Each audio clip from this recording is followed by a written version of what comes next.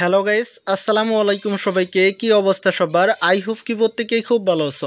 বর্তমান সময়ে কিন্তু অনেকেই একটা প্রবলেম ফেস করতেছেন, যে প্রবলেমটা হলো আপনার ফোনে কল দিলে কিন্তু ব্যস্ত বলতেছে, ব্ল্যাক লিস্টে থাকা অবস্থায়ও ব্যস্ত বলতেছে, প্লাস ব্ল্যাক লিস্টে সারানোর পরেও কিন্তু ব্যস্ত বলতেছে। এখন কথা হচ্ছে আমরা এই সলভটা কিভাবে করব, এই প্রবলেমটা কিভাবে সলিউশন পাবো, সমস্ত প্রসেসগুলাই কিন্তু আজকের এই ছোট্ট ভিডিওটার ভিতরে আমি ডিসকাস করব।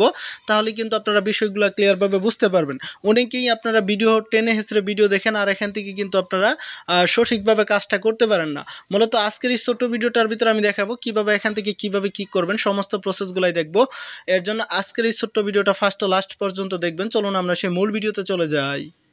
গাইস, প্রসেসটা দেখানোর আগে আমি একটা কথা না বললেই নয়, আমাদের এই চ্যানেলে কিন্তু সকল ধরনের প্রয়োজনীয় ভিডিও দেওয়া হয়। এর জন্য চ্যানেলটিকে সাবস্ক্রাইব করে দিবেন, পাশে থাকা বেল বাটনটিকে অলে প্রেস করে দিবেন, ঠিক আছে। তারপর এখান থেকে আপনি লাইক বাটন অপশনটার উপর একটা ট্যাপ করে দিবেন। তারপর এখান থেকে আপনার আজকের এই ভিডিওটা কেমন লাগলো অবশ্যই কিন্তু কমেন্টসে জানাই যাবেন। আর এখান থেকে আপনার ভিডিওটা দেখে উপকৃত হলেন কিনা সেটাও কিন্তু আপনারা জানাই যাবেন।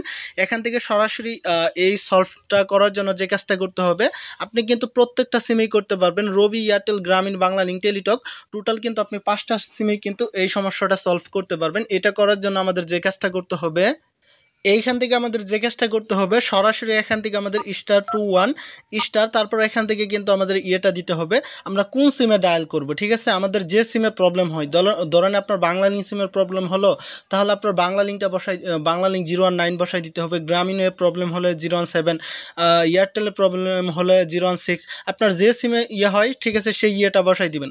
এখান থেকে কিন্তু আমাদের এয়ারটেল সিমে প্রবলেম হয়েছে, এর জন্য 016 লিখে এখান থেকে আমি হ্যাশ লিখে দিলাম। তারপর এখান থেকে আমাদের সিমে কোডটা ডায়াল করে দিলাম। দেন গাইস, এখান থেকে আমি কোডটা ডায়াল করলাম।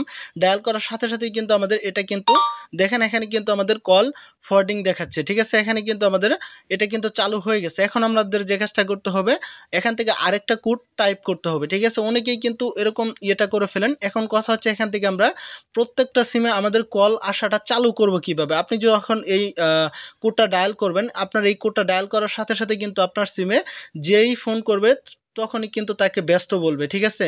অথবা এখান থেকে ফোন ঢুকে কেটে যাবে, এরকম কিন্তু সমস্যা দেখাবে। এখন এইটা আপনারা কিভাবে সলভ করবেন, এখান থেকে সরাসরি ডায়াল করে দিবেন হ্যাশ, তারপর এখান থেকে আমাদের ডায়াল করতে হবে ##, তারপর এখান থেকে 21 হ্যাশ, ঠিক আছে। আমাদের এই কোডটা ডায়াল করতে হবে। এই কোডটা ডায়াল করে এখান থেকে আমাদের যে সিমে প্রবলেমটা হয়েছে, ঠিক আছে, আমরা সেই সিমের উপর একটা ট্যাপ করে দিব। সাথে সাথে কিন্তু আমাদের এটা কিন্তু সাকসেসফুলি হয়ে যাবে। দেন গাইস, এরপরেই কিন্তু আমাদের কল আসাটা চালু হয়ে যাবে। আমি যেভাবে দেখালাম, আমাদের ভিডিওটা যদি একটু হলেও উপকৃত হন, তাহলে অবশ্যই কমেন্টসে জানাবেন, ভিডিওতে লাইক করবেন, আর অবশ্যই কিন্তু চ্যানেলটিকে সাবস্ক্রাইব করবেন, যাতে আপনার পরবর্তী লেটেস্ট আপডেটগুলো সবার আগে আপনার দেখতে সুবিধা হয়। সব কিছু মিলে আজকের এই ছোট্ট ভিডিওটা। আশা করি সবাই ভালো থাকবেন, সুস্থ থাকবেন। আল্লাহ হাফিজ।